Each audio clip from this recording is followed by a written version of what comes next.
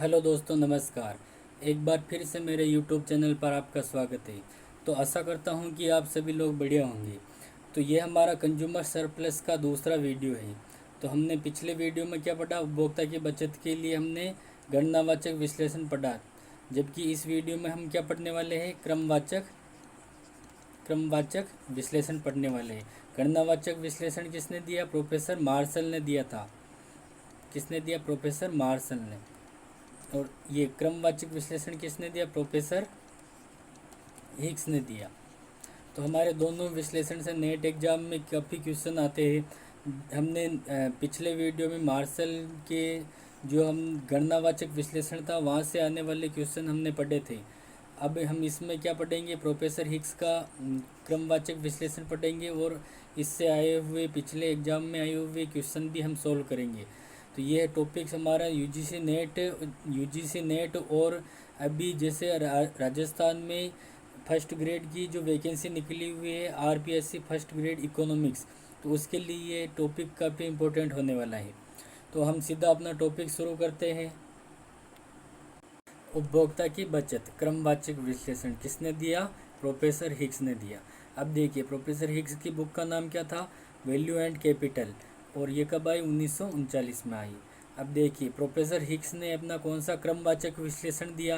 तो इसमें उन्होंने सबसे पहले क्या किया, प्रोफेसर मार्शल का जो गणनावाचक विश्लेषण था उसकी आलोचना की।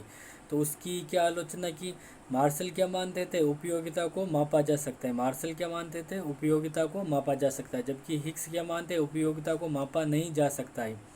यानी मार्शल ने उपयोगिता के गणनावाचक विश्लेषण की आलोचना की, जो नहीं, हिग्स ने, प्रोफेसर हिग्स ने गणनावाचक विश्लेषण की आलोचना की, जो किसने दिया? प्रोफेसर मार्शल ने दिया था। अब देखिए, दूसरी क्या आलोचना थी? मुद्रा की सीमांत उपयोगिता स्थिर नहीं रहती। मार्शल क्या मानते थे? मार्शल मानते थे कि मुद्रा की सीमांत उपयोगिता क्या होती है? स्थिर होती है। मार्शल क्या मानते थे? मुद्रा की सीमांत उपयोगिता स्थिर होती है। जबकि प्रोफेसर हिग्स क्या मानते हैं कि मुद्रा की सीमांत उपयोगिता स्थिर नहीं होती। प्रोफेसर हिग्स का मानना है कि जैसे जैसे व्यय बढ़ता है, जैसे जैसे व्यय बढ़ता है, तो व्यय बढ़ने के साथ साथ मुद्रा की जो सीमांत उपयोगिता है, मार्जिनल यूटिलिटी, वह भी क्या है? बढ़ती जाती है। जैसे व्यक्ति के पास क्या है? 100 रुपये है, तो 100 रुपये में से वह जैसे 10 रुपये खर्च करेगा, तो उसके बाद उसके पास कितने बचेंगे? 90 रुपये। तो ये 10 रुपये खर्च करेगा, इसकी जितनी उपयोगिता है उसकी तुलना में ये जो 90 रुपये है, इसमें जैसे इसमें से हम 10 रुपये निकालेंगे तो ये 10 रुपये की सीमांत उपयोगिता क्या है? ज़्यादा। क्योंकि जैसे जैसे रुपए कम होते जाएंगे व्यक्ति के पास, उसकी वैल्यू कम ज़्यादा होती जाएगी, व्यक्ति के पास उसकी उपयोगिता बढ़ती जाएगी। तो क्या है, प्रोफेसर हिग्स के अनुसार क्या है? व्यय बढ़ने के साथ साथ मुद्रा की सीमांत उपयोगिता भी बढ़ती है। अब देखिए, हम इसका चित्र द्वारा समझते हैं। अब देखिए, ये हमारा चित्र है। तो इसमें क्या है, जैसे इसमें ये जो है हमारा वाई अक्ष, ये क्या है? वाई अक्ष। तो वाई अक्ष पर क्या दर्शाया गया है? वाई अक्ष पर उपभोक्ता की आय दर्शाई गई है। तो यहाँ पर आय क्या है? ओ ए के बराबर, ओ ए के बराबर। तो यहाँ क्या है? ओ ए उपभोक्ता की आय है। और एक्स अक्ष पर क्या दर्शाया गया है? वस्तु की मात्रा को दर्शाया गया है। एक साइड आय है और दूसरी साइड वस्तु की मात्रा। अब देखिए, यहाँ पर जो ये है IC1, ये क्या है? IC1। तो IC1 क्या है? जब उपभोक्ता को कीमत पता नहीं है, वस्तु अक्ष वस्तु की कीमत का पता नहीं है उपभोक्ता को, उस टाइम पर उपभोक्ता क्या भुगतान करना चाहता है, उसके हिसाब से ये IC1 बना है। तो ये IC1 है। तो उपभोक्ता ओ अक्स वस्तु खरीदना चाहता है, तो ओ अक्स वस्तु के लिए वह कितना भुगतान करना चाहता है? तो यहाँ पर देखेंगे हम, वो ओ अक्स वस्तु के लिए हम जैसे यह बी बिंदु पर संतुलन में रहेगा, जो वह कीमत पता होने के से पहले की स्थिति है ये। तो ये भुगतान करना चाहता है। ए सी कितना भुगतान करना चाहता है? AC के बराबर, AC के बराबर भुगतान करना चाहता है जब उससे कीमत पता नहीं है। देखिए, IC1 दर्शाता है कि उपभोक्ता कीमत नहीं दी होने पर क्या भुगतान करने को तैयार है। ये है IC1 कि उपभोक्ता क्या भुगतान करने को तैयार है। अब ओ अक्स वस्तु खरीदेगा तो उसके लिए वह ओ अक्स वस्तु की तुलना की जगह वह AC आय का त्याग करेगा, यानी AC का भुगतान करेगा। अब देखिए, जब उसे पता चलता है कि बाजार में कीमत का पता चलता है, तो उसकी बजट लाइन क्या बनती है? इसको दे देते हैं ए ई, ये उसकी बजट लाइन ए ई। जब बाजार में उसको उपभोक्ता को पता चलता है कीमत का, तो इस स्थिति में उपभोक्ता का संतुलन बिंदु यहाँ पर आएगा, जहाँ पर उसका ये IC2 इन डिफरेंस कर क्या है IC2, तो यह डी बिंदु पर संतुलन में रहेगा। अब देखिए डी बिंदु पर संतुलन में रहेगा तो हम इसको यहाँ से मिला देंगे, तो ये उसी ओ अक्ष वस्तु के लिए कितना भुगतान करेगा, तो यहाँ पर ई बिंदु पर है, तो यहाँ पर कितना भुगतान करेगा ए ई के बराबर भुगतान करेगा। कितना भुगतान करेगा, पहले तो AC भुगतान कर रहा था, AC के बराबर कर रहा था जब कीमत पता नहीं थी, लेकिन कीमत के हिसाब से वह कितना भुगतान करेगा ए ई के बराबर। कितना ए ई के बराबर, तो ये जो भाग बचा है EC, ये जो EC भाग बचा है ये क्या है, ये उपभोक्ता की बचत को दर्शाता है। तो इसमें देखिए ये है EC, जो EC जो भाग है ये क्या है, प्रति यूनिट यानी वस्तु की एक इकाई पर उपभोक्ता को EC के बराबर बचत मिलती है। जबकि उपभोक्ता ओ अक्ष वस्तु की मात्रा खरीदेगा, तो अक्ष वस्तु की ओ अक्ष मात्रा खरीदेगा तो उसकी कुल बचत क्या आएगी, तो कुल बचत ये वाला क्षेत्रफल आएगा। तो इसको हम क्या लिख सकते हैं, CBDE, ये वाला चतुर्भुज का क्षेत्रफल, ये वाला हमारा क्या है उपभोक्ता की कुल बचत। अब देखिए EC क्या है, प्रति यूनिट बचत है, जबकि CBDE ये कुल बचत को दर्शाता है। तो ये था हमारा मार्शल का कौन सा, क्रमवाचक विश्लेषण। जबकि प्रोफेसर हिक्स ने कौन सा दिया था, गणनावाचक विश्लेषण। उसमें क्या था, जैसे उसमें था यहाँ पर इस साइड में वस्तु की मात्रा थी, एक्स वस्तु थी, इस साइड में क्या थी कीमत, इस साइड में कीमत थी वाई अक्ष पर। अब इसमें ध्यान रखना है, यहाँ पर इसमें भी एक्स वस्तु है इधर, और इस साइड में क्या है आय, जबकि इसमें क्या है कीमत है। अब देखिए इसमें क्या थी, इसमें ये थी उपभोक्ता की मांग वक्र यानी डिमांड कर्व या मार्जिनल यूटिलिटी कर्व। अब देखिए इसमें क्या, जैसे बाजार कीमत ये दे रखी है P, तो इसमें ये वाला जो भाग है उपभोक्ता की बचत था। माना कि ये कीमत ये थी, तो ये केवल ये वाला भाग उपभोक्ता की बचत था। तो ये था किसका, मार्शल का विश्लेषण, और ये प्रोफेसर हिक्स का विश्लेषण। तो आशा करता हूँ कि ये आपको हिक्स वाला विश्लेषण अच्छी तरह से समझ आ गया होगा। अब हम इससे कुछ क्वेश्चन सॉल्व करते हैं।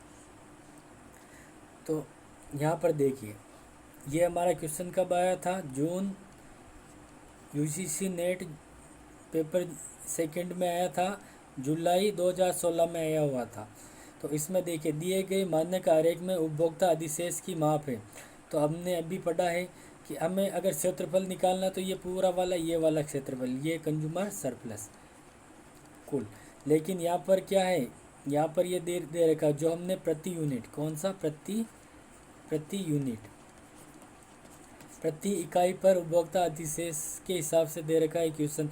तो यहाँ पर क्या है, ये वाला तो क्या उपभोक्ता देना चाहता है, जबकि ये वाला उपभोक्ता को देना पड़ता है। तो ये वाला भाग क्या है, ये वाला भाग ए बी क्या है, कंज्यूमर सरप्लस। तो यहाँ पर आंसर क्या होगा, डी वाला आंसर क्या है, डी। अब देखिए हमारा दूसरा क्वेश्चन है, जो ये वाला मार्शल वाला क्वेश्चन है, मार्शल वाला कौन सा, गणनावाचक विश्लेषण वाला क्वेश्चन है। अब देखिए उपयुक्त आरेख में उपभोक्ता अधिशेष को किस क्षेत्र द्वारा दर्शाया गया है। इसमें क्या याद करना है, कंज्यूमर सरप्लस। तो देखिए ये हमारी क्या है, कीमत है, और ये उपभोक्ता का मांग वक्र है, और ये सप्लाई वक्र है। अब देखिए ये जो है ना त्रिभुज, ये वाला भाग, ये तो क्या है, कंज्यूमर सरप्लस उपभोक्ता की बचत, और ये वाला भाग उत्पादक की बचत, ये क्या है, उत्पादक की बचत। तो हमारा कंज्यूमर सरप्लस क्या होगा, APE का क्षेत्रफल। तो ये हमारा APE कौन सा आंसर है, बी सही है, APE। अब देखिए हमारा तीसरा क्वेश्चन क्या है, उपभोक्ता बचत की अवधारणा सर्वप्रथम किस अर्थशास्त्री ने दी। तो सर्वप्रथम किसने दी, ड्यूपिट। पहले नंबर पर किसने दी, ड्यूपिट ने कब दी, 1844 में। इसके बाद दूसरे नंबर पर किसने दी, मार्शल ने, और मार्शल के बाद किसने दी, हिक्स ने दी। तो हमारा आंसर सी सही होगा इसका। अब देखिए अंदिमान वक्र द्वारा उपभोक्ता के अतिरेक को मापने हेतु निम्न में से कौन सी शर्त अधिक सही है। अब देखिए यहाँ पर कौन सा अंदिमान वक्र विश्लेषण, अंदिमान वक्र विश्लेषण को क्या कहते हैं, गणनावाचक विश्लेषण, जो किसने दिया था, हिक्स ने। तो हिक्स के विश्लेषण के अनुसार क्या है, उपयोगिता को मापा नहीं जा सकता है, उपयोगिता क्या है, अमापनीय है। उपयोगिता को मापनीय किसने माना, मार्शल ने माना, लेकिन हिक्स वाले में अमापनीय है। तो हमारा बी सही आंसर होगा। ये हमारा ये वाला उपयोगिता मापनीय और अमापनीय गलत है, उपयोगिता को मापनीय हो या न हो माना जाए, ये भी गलत है। हमारा आंसर सही क्या है, बी है। अब देखिए निम्नलिखित में से किस अर्थशास्त्री ने उपभोक्ता की बचत को क्रेता की बचत नाम से अभिहित किया। तो हमारा इसका सही आंसर क्या होगा, बोल्डिंग, बी आंसर, बी सही होगा। किसने कहा उपभोक्ता की बचत को क्रेता की बचत, किसने कहा, बोल्डिंग। ये हमने कौन से वीडियो में, हमने फर्स्ट वीडियो में पढ़ा था, उपभोक्ता की बचत को क्रेता की बचत किसने कहा, बोल्डिंग ने कहा, प्रोफेसर बोल्डिंग ने कहा। तो हमारा बी आंसर सही होगा। तो ये था हमारा उपभोक्ता की बचत का कौन सा माप, क्रमवाचक, क्या था, क्रमवाचक। अब तो हमारा उपभोक्ता की बचत की माप यहीं पर ख़त्म होती है। तो हमने 2 वीडियो में हमारा टॉपिक पूरा कर लिया है। और अभी तक आपने चैनल को सब्सक्राइब नहीं किया है तो जल्दी से सब्सक्राइब कर ले, ताकि आपको ऐसे वीडियो आगे भी अच्छे वीडियो मिलते रहे और आगे हमारे चैनल को आगे बढ़ाने में भी मदद करें। और वीडियो पूरा देखने के लिए आपका धन्यवाद।